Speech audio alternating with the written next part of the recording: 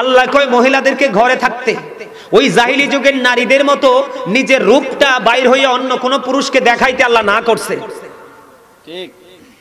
আপনাদের এলাকার মা বোনেরা নিশ্চয়ই পর্দা করে না?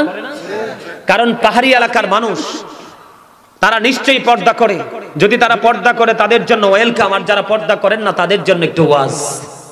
ঠিক না ঠিক? আল্লাহ কি বলছে? নারীদেরকে ঘরে থাকতে বলছে। কি করতে বলছে? তার মানে পর্দায় থাকতে বলছে। বলো হুজুর আমরা কি চার পায়ে জন্তু নিয়ে আমরা ঘরে থাকবো? হ্যাঁ বের হবেন, আপনি পর্দা নিয়ে বের হন। এমন ভাবে বের হন আপনার বডিটা কেমন এটা কোনো পুরুষ যেন অনুভব করতে না পারে। এমন বোরকা পরে কষাই দেখলে বুঝবো বডির উপর নিচে কয় বন গোস্ত। ঠিক ঠিক। আরে আমি আপনার হাসেন, এটি লজ্জা থেকে বলছি। আমার মুসলমান মা বোন তো এমন বোরকা পরে ইমাম সাহেব তার দিকে তাকাইলে, আরেকবার খাবারের দাওয়াত দিলে ইমাম সাহেব যাইতে লজ্জা বোধ করবে, কারণ লজ্জা সব সময় থাকে চৌকে। লজ্জা কোথায় থাকে? বোরকা পরবেন আপনি নিজেকে আবৃত করার জন্য। কি বলেন দাদা ভাই? কিন্তু আপনি এমন বোরকা পরেছেন, এমন ভাবে পিছন দিক দিয়ে একটু ছবি তুলতে বলবেন আপনার বান্ধবীকে যে আমি বোরকাটা পরেছি, বোন তুই একটু ছবি তোল। আমি কিন্তু কাউকে খাটো করে বলছি না, বাস্তবতা বলছি। এই নারীদের কথা এই জন্য বলছি, এটা মেরাজের চাঁদ। আল্লাহর হাবিব যখন জান্নাত জাহান্নাম পরিদর্শন করলো, জাহান্নামের দিকে যাইয়া দেখলেন বন্ধু শুধু ধনী ধনী মানুষ আর মহিলা। নাউজুবিল্লাহ বলেন না? শুধু পৃথিবীর যারা বড় লোক এই মানুষগুলো আর মহিলা। জান্নাতের দিকে নবীজি তাকায়া দেখলেন জান্নাতের মধ্যে শুধু পুরুষ আর গরিব মানুষ। মহিলাদের অবস্থা অত্যন্ত ভয়ঙ্কর। আমি বলবো একটা ছবি তুলবেন, বলবেন বোন একটা ছবি তোল, আমি দেখবো আমাকে কেমন লাগে। আপনি নিজে ছবি পিছন দিক দিয়ে একটা পিকচার তুলে তাকাবেন। যদি সত্যিকারই আপনার মধ্যে ন্যূনতম ঈমান থাকে, আপনার ছবি দেখলে আপনার কাছে লজ্জা লাগবে। কথা বলেন না কেন? নারী হচ্ছে ফুল, এটা ফুলদানিতে সবচেয়ে বেশি মানায়। কথা কন না কেন? নারীরা হলো ফুটন্ত গোলাপের মতো ফুল। আপনারা দেখবেন যেই নারীটা পর্দা করে, যেই নারীটা 5 ওয়াক্ত নামাজ পড়ে, যেই নারী শরীয়তের সীমারেখা মেনে চলে, দেখবেন ওই নারী সম্পর্কে কোনো কথা বললে সমাজের নারী পুরুষ সবাই বন্ধু খেপে যাবে। সাবধান, লাগাম টেনে কথা বলো। ওই নারী আমাদের গ্রামের জন্য গর্ব, ওই নারী আমাদের গ্রামের জন্য রহমত। তার মতো একটা বউ যদি আমার ঘরে পেতাম, আপনি কেমন করে এমন বউ পাবেন না। কারণ প্রত্যেকটা ঘরে ঘরে যদি নামাজি পর্দাশীল মেয়ে তৈরি করতে পারেন, প্রত্যেকটা ঘরে ঘরে অটোই পর্দাশীল বউ চলে আসবে। আপনার মেয়েকে পাঠান পেন্সিল শু পরে শপিং কমপ্লেক্সে, মেয়ের ক্ষেত্রে শপিং কমপ্লেক্স আর বউয়ের ক্ষেত্রে অত্যন্ত পর্দাশীল, তাহলে আপনি সঠিক বিবেচনা কম বাবা হতে পারেননি। কথা বলেন না কেন? আমি আমার মা বোনদের উদ্দেশ্যে বলবো, মা গো পর্দা করে চলো, পর্দা ছাড়া কোনো উপায় নেই। আমার বন্ধু হযরতে আব্দুল্লাহ আসতেছে নবীজির কদমে, মাইমুনা সহ বন্ধুরে আমার আরেকজন ছিলেন নবীজির দরবারে। যখন আব্দুল্লাহ আসতেছে তখন আমার নবীজি বললেন তোমরা আত্মগোপন করো। খেয়াল করবেন হাদিস শরীফ, তোমরা কি করো? তার মানে তোমরা এখান থেকে প্রস্থান করো, চলে যাও। ইয়া রাসূলুল্লাহ আব্দুল্লাহ আসতেছে, আব্দুল্লাহ তো অন্ধ। আমার নবীজি বলেছেন আব্দুল্লাহ অন্ধ, তোমরা তো অন্ধ নও। তার মানে আপনার বাড়ির আঙিনা দিয়ে যদি কোনো অন্ধ মানুষ চলে যায়, আপনি চুকি দিয়ে অন্ধ মানুষের অন্ধ পুরুষের দিকে দৃষ্টি দিতে পারবেন না। আপনার স্বামীর ক্ষমতা নাই, কলা পাতা দিয়ে আপনার বাড়ির আঙিনাটা বেড়া দিয়ে দিয়েছে, নতুন জামাই হেঁটে যাচ্ছে, আপনি কলা পাতার পাক দিয়ে নতুন জামাইয়ের দিকে দৃষ্টি দিতে পারবেন না। কারণ বন্ধু আমি আগেই বলেছি সব কিছুই হয় চক্ষু থেকে। কথা বলেন না কেন? ফেসবুকে দেখবেন, গত পরশুদিন ফেসবুকে দেখলাম 3 বাচ্চার মা, স্বামী বিদেশে থাকে, এসআইর সাথে প্রেম করে 3টার মা বিয়ে করে ফেলেছে। হ্যাঁ দেখছেন নি? অথচ জামাই বিদেশে। কত স্বামীর কোটি কোটি টাকা নিয়ে অন্য পুরুষের গলায় ঝোলে, আজকে শুধু উকি আর ঝুঁকির কারণে। চোখটাকে যদি কন্ট্রোলে রাখতো তাহলে কিন্তু নারীরা কখনোই এমন ফাঁদে পড়তো না। বন্ধু আমার দিকে তাকান, আল্লাহর হাবিবকে যখন দেবর সম্পর্কে প্রশ্ন করা হলো, আমার নবীজি বলেছেন একজন ভাবি তার দেবরের সাথে দেখা করার চাইতে মৃত্যু তার জন্য অনেক ভালো। নাউজুবিল্লাহ বলেন না। অন্য বেগানা পুরুষ তাক দূরের কথা, আল্লাহ রাসূল নারীদেরকে সুরক্ষিত রাখার জন্য বলেছেন, যাদের স্বামী কাছে নেই, যাদের স্বামী বিদেশে আছে, অথচ স্ত্রী এই জেলায় আছে, স্বামী চাকরির কারণে, জীবন জীবিকার কারণে অন্য জেলায় আছে, আল্লাহর হাবিব জানিয়ে দিয়েছেন হাদিস শরীফ থেকে প্রমাণ। আল্লাহর হাবিব বলেছেন, তোমার স্বামী বাড়ি আসা না পর্যন্ত তুমি সুন্দর জামা পরিও না এবং সাজগোজ করিও না। তোমার যা কিছু শুধু একমাত্র তোমার স্বামীর জন্য, কারণ তোমার স্বামীর সন্তুষ্টিতেই তোমার জান্নাত। সুবহানাল্লাহ। বেপরদাশীল নারীরা রাতের অন্ধকারে স্বামী যখন তাকে বিছানায় ডাকে, অনেক সময় সে স্বামীর ডাকে সাড়া দেয় না। এটা আমার কথা নয়, হাদিস শরীফের কথা। বন্ধু, আপনারা আমার দিকে তাকান। আল্লাহর হাবিব জানিয়ে দিয়েছেন, কোন নারীকে তার স্বামী সারাদিন পরিশ্রম করলো, জীবন জীবিকার তাগিদে তার জন্য, তার ফ্যামিলির জন্য ঘুরলো, রাতের অন্ধকারে সে যখন বিছানায় গেল, স্ত্রীকে আদর করে কাছে ডাকলো, স্ত্রী মুখটা ঘুরিয়ে অন্যদিকে চলে গেল, স্বামী কলিজাটা ফাইটা খান খান হয়ে গেল। আমার আল্লাহ সঙ্গে সঙ্গে লানতের ফেরেশতা ওই নারীর জন্য পৃথিবীর বুকে পাঠিয়ে দেয়। ওই যতক্ষণ না পর্যন্ত সকাল না হয়, ওই রাত্র থেকে ওই নারীটাকে শুধু ফেরেশতারা লানত দিতে থাকে, ওই নারীকে অভিশপ্ত বলে ঘোষিত করা হয়। জোরে জোরে নাউজুবিল্লাহ। নারীদের পর্দা করতে হবে বেশি করে, আর এই দায়িত্ব নিতে হবে পুরুষদেরকে। আপনি স্বামী হয়ে স্ত্রী বন্ধু এলোমেলো ঘোরাফেরা করছে, চলাফেরা করছে, আপনি কিন্তু তার আপনার স্ত্রীর দিকে নজর দিচ্ছেন না, তাহলে এটার জন্য দায়ী হবেন আপনি। বাঁচার উপায় নাই। আপনি ফরেজগার স্বামী, কিন্তু বউ এলোমেলো চলছে, আপনার আমলের কোনো মূল্য নেই আল্লাহর কাছে। আল্লাহর হাবিব বলেছেন, নারীরা হলো গোপনীয় জীব, তারা গোপনে থাকবে, তাদের সর্বোচ্চ সম্মান থাকবে। যখন তারা ঘর থেকে বের হয়ে প্রকাশিত হবে, তখন শয়তান তাদেরকে দেখলে উকি ঝুঁকি দেয়। জোরে জোরে নাউজুবিল্লাহ। আপনারা তো জানেন না, নারীকে শয়তান মনে করে রশি। কোন শয়তান যদি কোন পুরুষকে, চরিত্রবান পুরুষকে যদি গায়েল করতে চায়, কোন সুপুরুষের গায়ে যদি কলঙ্কের কালি লাগাইতে চায়, তখন শয়তান কোনোভাবে ফাঁদ ফেলতে পারে না, একটা নারীর মাধ্যমে ওই পুরুষের গায়ে, সাদা গায়ে কালো দাগ লাগাইয়া দেয়। এই জন্য নারীদেরকে অত্যন্ত সচেতন থাকতে হবে, অ্যালার্ট থাকতে হবে। স্বামীর অনুমতি ছাড়া এই বাড়ি থেকে ওই বাড়িও যেতে পারবেন না, স্বামী অনুমতি দিলে এই বাড়ি থেকে ওই বাড়ি যাবেন, তবে পর্দা করে, পর্দা ছাড়া নয়। কারণ কার নজর কেমন আপনি কখনোই বলতে পারবেন না। আরো ভয়ঙ্কর খবর আছে বন্ধু, নারীরা বর্তমানে পুরুষের পোশাক পরে। আপনারা দেখছেন কিনা জানি না, এখন দেখবেন ম্যাক্সিমাম নারীর পরনে দেখবেন পুরুষের জুতা। কথা কন না কেন? আমি ভুল বলছি না, কিন্তু আমি দেখেই বলছি, ম্যাক্সিমাম নারীর পরনে। আপনারা দেখেন, আমরা তো পুরুষ, ওনারা মনে করতে পারে যে হুজুরে পুরুষ দেখে মনে আমাদেরকে বেশি বলতেছে। না, আমি আপনাদেরকে বলি, আমরা পুরুষ মানুষ, মার্কেটে গেলে আমাদের একটা লুঙ্গি, একটা গেঞ্জি, একটা শার্ট, একটা পায়জামা, একটা পেন, এই তো আমরা পুরুষদের। আর শপিং মলে গেলে যেদিকে তাকাবেন শুধু নারীদের জিনিস। কতটা ধ্বংস হয়েছে নারীরা, কতটা পথভ্রষ্ট হয়েছে তারা, কতটা অভিশপ্ত হয়েছে, কতটা লানত প্রাপ্ত হয়েছে। নারীদের জুতাগুলো অত্যন্ত ডিজাইনেবল। আপনি চাইলে সর্বোচ্চ হাই হিল পড়তে পারেন, মিডল হিল পড়তে পারেন, আবার ফ্ল্যাট পড়তে পারেন। পারেন না? নারীরা পড়তে পারে না? তাদের কোয়ালিটির কোনো শেষ। এত সুন্দর সুন্দর ডিজাইনেবল জুতা ছেড়ে তাদের নজরটা পুরুষের জুতার দিকে। কথা কন না কেন? ভুল বলছি? গেল একটা। এবার আসেন, এবার আমার দিকে তাকান। আমি বাস্তবতা বলছি, আপনারা হাসছেন না। যারা এডি করে, কেউ হইলে আপনার নাতনি, নাইলে আপনার ওয়াইফ, নাইলে আপনার পুত্রবধূ, বাচ্চা থাকার উপায় নাই। এক গুছারে আরেক গুছা সোজাইয়াট কইবেন, সুযোগ নাই। কি কি ভুল কইছি? হ্যাঁ, ফরান্ডা খুললে হাসি দেন কিল্লাই, আইতে আসি বাস আন্নেলাই তুলি রেখছি আই। কারণ আন্নে হেতন রে সারি দিছেন, এল্লাই হেতনে পাকনা গজাই উড়ালতেছে। আন্নে যদি হেতনের না হে উগার রশি লাগাই দিতেন, বড়ি লাগাই দিতেন, হেতনে এত দূর যাইতে ইত্তেন। কথা কন না কিল্লে? এবার দেখেন, তাদের বলে, হুজুর আপনি এত কিছু জানেন কেমনে? আমার ফ্যামিলির কোন মহিলা ঘর থেকে বের হয় না, কোন বউ। তাদের জুতা থেকে ঠোঁটের লিপস্টিক পর্যন্ত তারা যা চায় সব মার্কেট আমি করি। বিশ্বাস করেন আপনারা?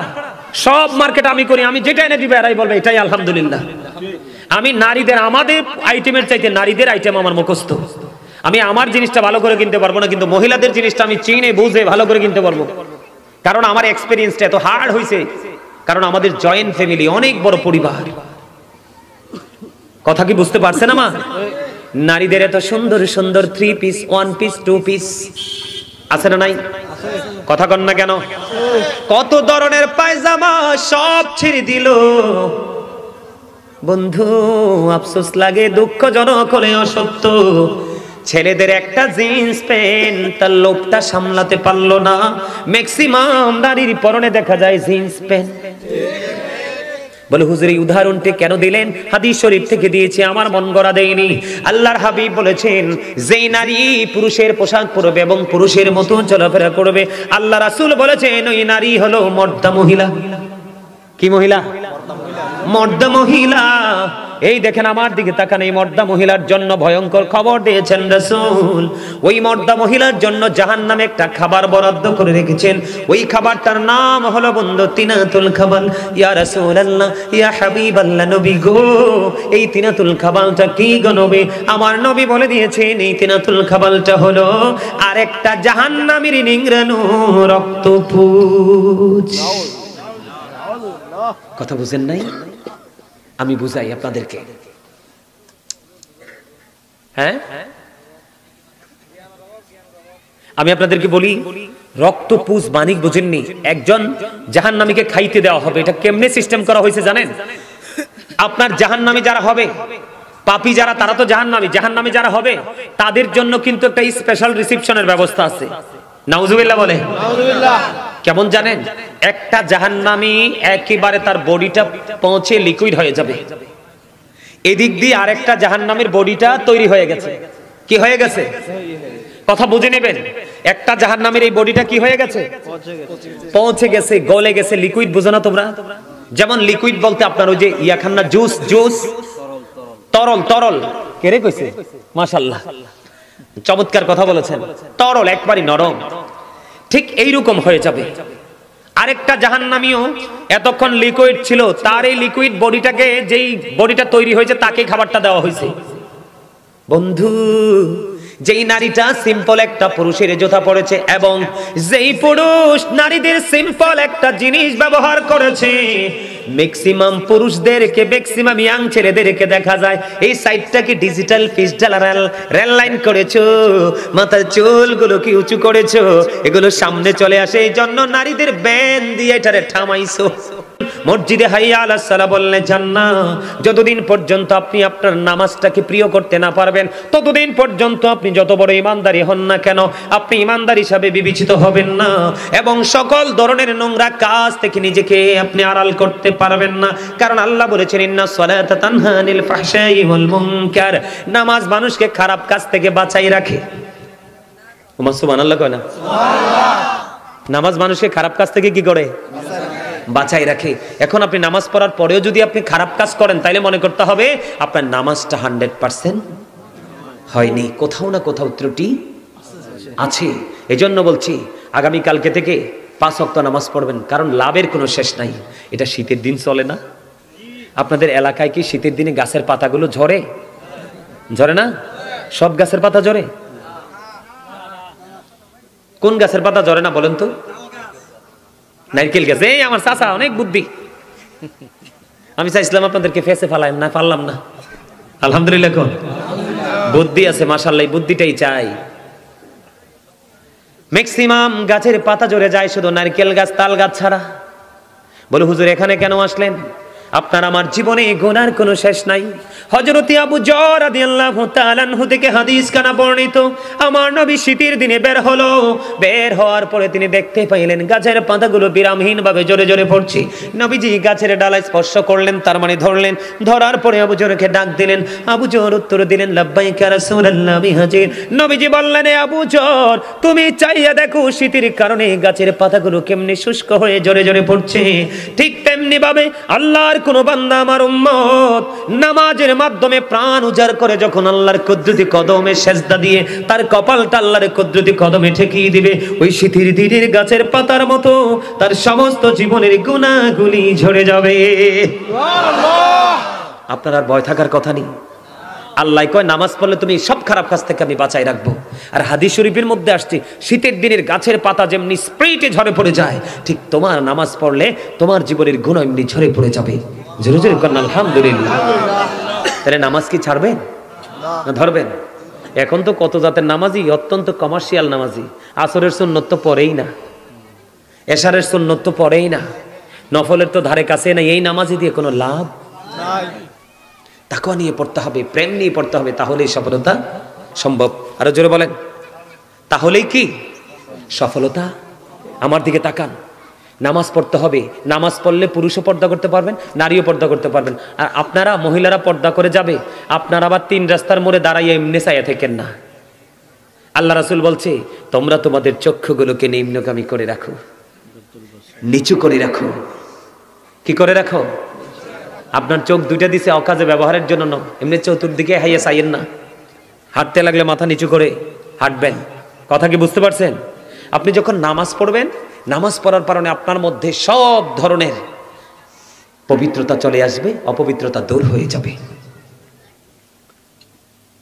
আলহামদুলিল্লাহ বলেন না? হযরতে ওমর রাদিয়াল্লাহু তাআলা আনহুর জামানায় একটা যুবক এমন বেশি আল্লাহর প্রেমিক ছিলেন, তিনি প্রতিদিন যে নামাজ পড়তে যাইতেন মসজিদ, এই মসজিদটা একটা বাড়ির উপর দিয়ে যেতে হতো। এটা হযরত ওমর রাদিয়াল্লাহু তাআলা আনহুর জীবনী থেকে, ওনার জামানার ঘটনা একটা বলছি আপনাদেরকে বোঝানোর জন্য। বিশেষ করে এখানে যুবক বেশি, তো তাদেরকে বোঝানোর জন্য, তোমাদেরকে বোঝানোর জন্য। তো এখন তো ছেলেটা যে প্রতিদিন নামাজে যায়, বিশেষ করে এশারের নামাজের সময় তো অন্ধকার হয়ে যায় না। তো একটা মেয়ে আছে অপূর্ব সুন্দরী, এই মেয়েটা সব সময় ছেলেটাকে দেখলে তার মনের প্রেম আকাঙ্ক্ষাটা ছেলেটাকে বিভিন্নভাবে বোঝায়। কিন্তু ছেলেটা এত বেশি আল্লাহ প্রেমিক যে একদিন হিসাব দিতে হবে, ভয় করে মেয়েটার দিকে সে তাকায়ও না। সে কি করে, একদিন সে তাকে সবসময় এড়িয়ে যায়। একদিন এরকম করতে করতে দিন যাচ্ছে যাচ্ছে যাচ্ছে, হঠাৎ করে একদিন এশার নামাজ পড়তে গেলেন। এশার নামাজ শেষ করে যখন সে তার বাড়ির উদ্দেশ্যে রওনা হলেন, মেয়েটা এমন ভাবে মেয়েটা প্রেম আকাঙ্ক্ষা দেখালেন, ছেলেটা আর থাকতে পারলো না। ছেলেটা সোজা মেয়েটার ঘরে চলে গেল। যাওয়ার পরে দেখলেন মেয়েটা এমন একটা পরিবেশ তৈরি করে ফেলেছে যেন স্বামী স্ত্রীর ভাসর হবে। নাউজুবিল্লাহ বলেন। মানে মেয়েটা ছেলেটাকে এত বেশি ভালোবেসে ফেলেছে, এটা কোনোভাবেই সে মানে এটাকে তার কাছাকাছি এসে তাকে আপন করে বোঝানোর মতো সক্ষমতা হয় না। বিভিন্ন কৌশল তাকে শয়তান ধোঁকা দিয়েছে, সে ঘরে চলে গেল।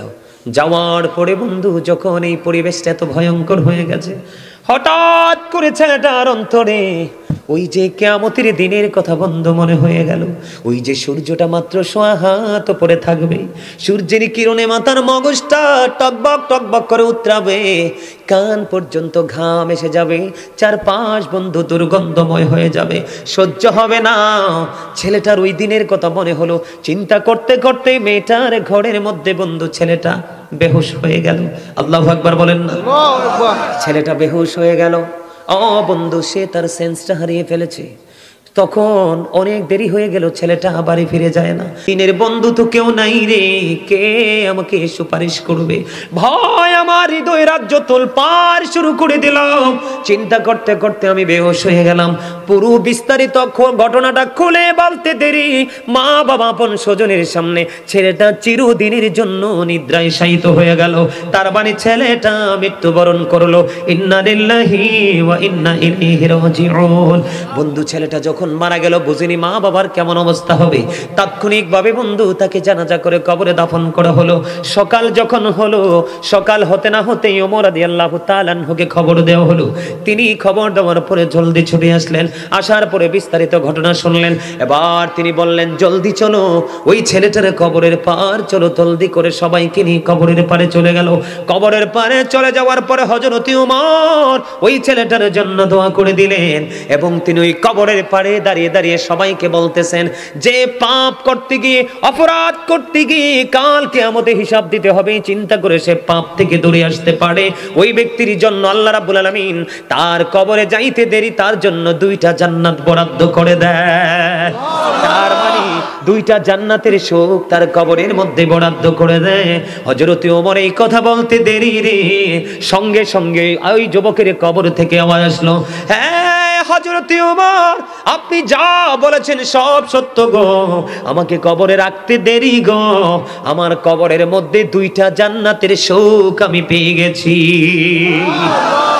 নামাজ মানুষকে এইরকম চরিত্রবান বানায়। তোমাদেরকে বোঝানোর জন্য আমি কথাগুলো বলছি, একটু বুঝে নিতে হবে। সর্বশেষ আলোচনা আর করবো না, অনেক সময় হয়ে গেছে। ভাবছিলাম মাত্র 30 মিনিট আলোচনা করব। কত মিনিট? মাত্র 30 মিনিট, এখন 2 ঘন্টা হইবে একটু পরে। আমার দিকে তাকান, আমি আপনাদেরকে কি বলি, এই যে যতগুলো কথা বললাম আমলের জন্য বললাম না? এগুলো বাস্তবে বাস্তবায়ন করার জন্য বললাম না? কথা বলেন, বললাম না?